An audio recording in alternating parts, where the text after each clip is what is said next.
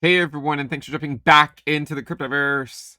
Today, we're going to talk about Bitcoin dominance. If you guys like the content, make sure you subscribe to the channel, give the video a thumbs up, and also check out the sale on Into the Cryptoverse Premium at intothecryptoverse.com.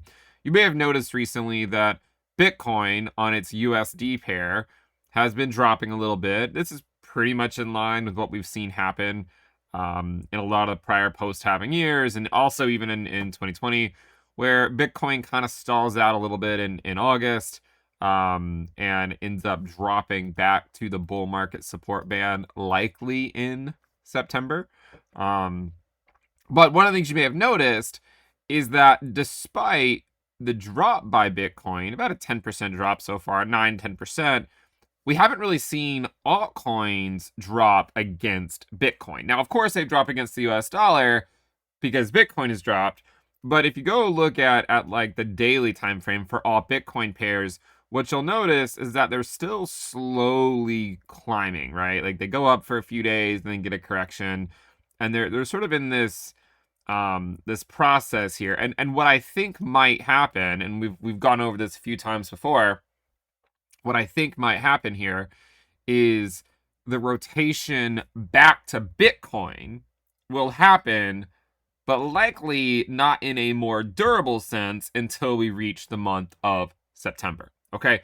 And one of the things you may notice with alt Bitcoin pairs that happens quite frequently is a lot of times it'll like put in a high and then it'll rally and then sweep the high. Not always, but a lot of times you sort of see that kind of stuff happen, even from like this high here from December 2023 and then December 2024. You'll see that happen. And so even on shorter time frames, right, you'll sometimes see a high, a drop, and then a sweep of the high before you then drop further. That happened over here in early 2025. You can also see it right here in April 2025, May. And so you might see something like that happen again. So one of the outcomes that I could see playing out is where alt Bitcoin pairs get the drop, but they might not actually get it until September. Now, there is a scenario where alt Bitcoin pairs do something like this, right? Where they rally up and then drop in September. There's also a chance that it's playing out kind of like it did right here, where you have sort of an initial low, right? And then you have this sort of knee-jerk reaction move back up where it sweeps that one and goes back down. So there's no guarantee that it will sweep the high up here. It could also just do something like this where it doesn't really go up, but it also doesn't really roll over until September. But that's what I'm thinking. Now, a lot of people have said, well, what about rate cuts? Like, we're probably going to have a rate cut in September. If you go over to the watch tool, if we just reload the page to get sort of the more recent data, about an 85% chance there's going to be a rate cut.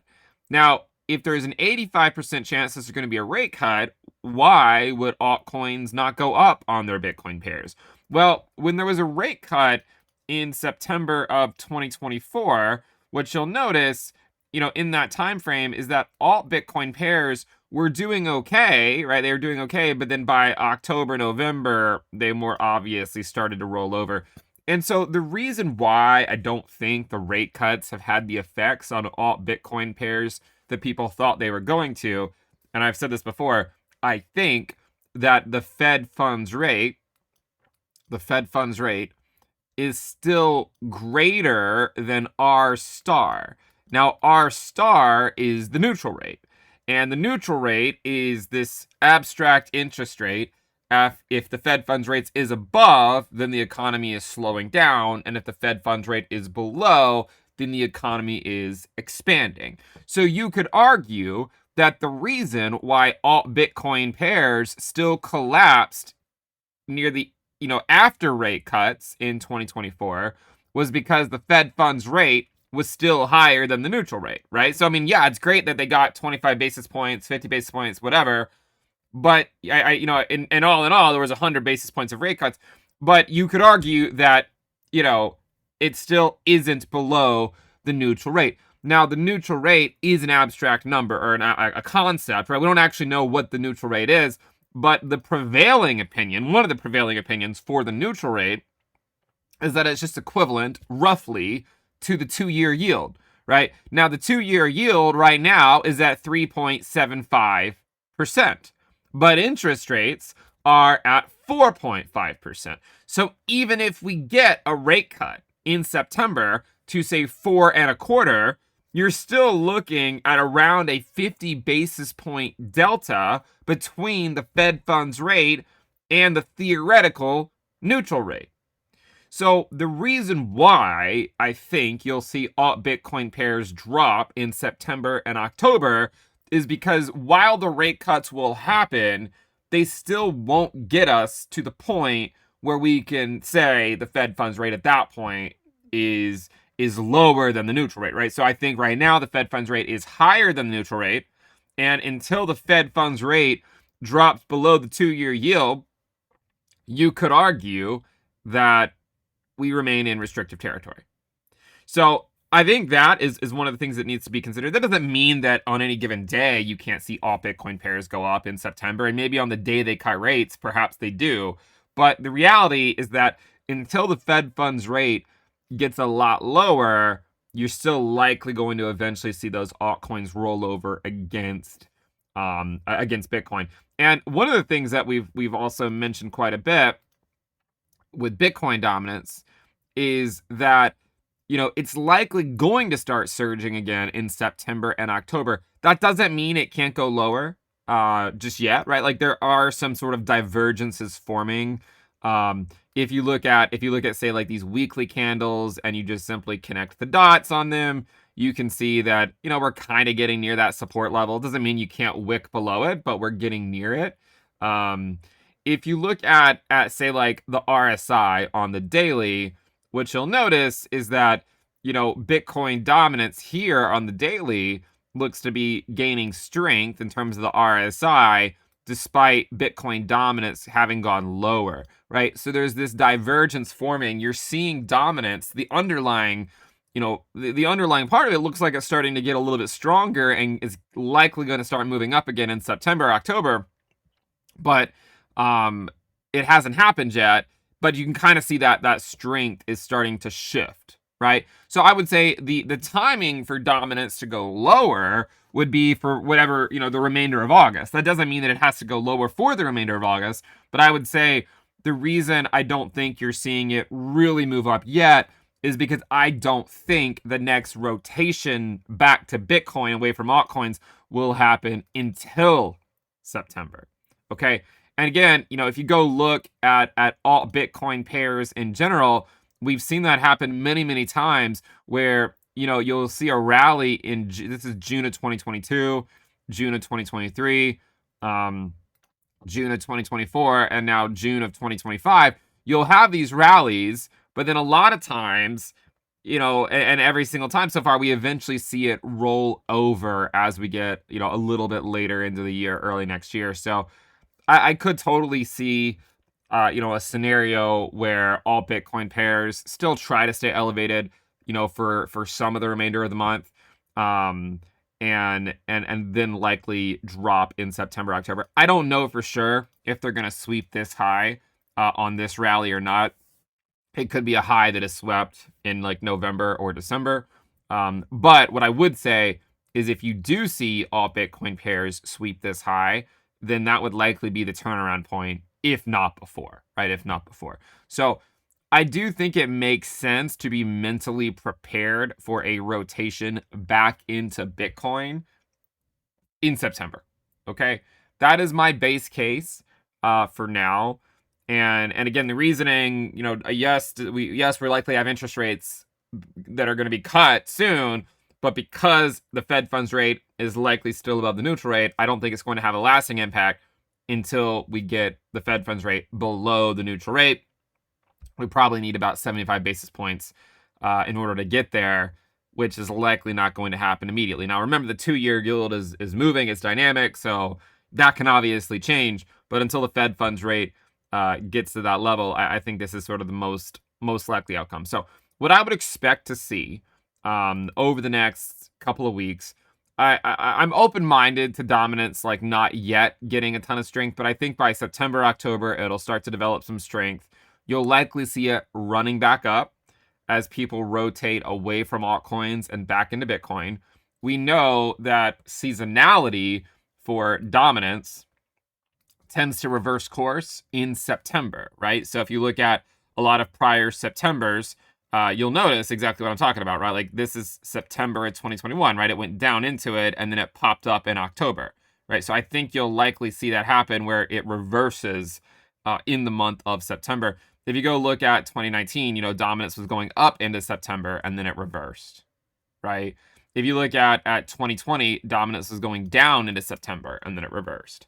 If you look at 2017, you can see that dominance was going down into September and then it reversed. Same thing in 2018, right? It went up into September and then it reversed. And you can even look at this cycle, I believe, and see, there's periods right here, like where dominance went down in 2023 and then it reversed course in September. I'm not sure if it actually did it in October or sorry, in 2024. It looks like it didn't. I mean, it didn't really play out in the same way in 2024, right? It went a little bit higher before reversing. But all in all, like I think the base case here for dominance is that it's sort of going down here into September, and then you're likely going to see it reverse out of it, where then that liquidity goes from the altcoin market back into Bitcoin. And so what you'll likely see ETH Bitcoin get a sizable correction in the September to October timeframe, right?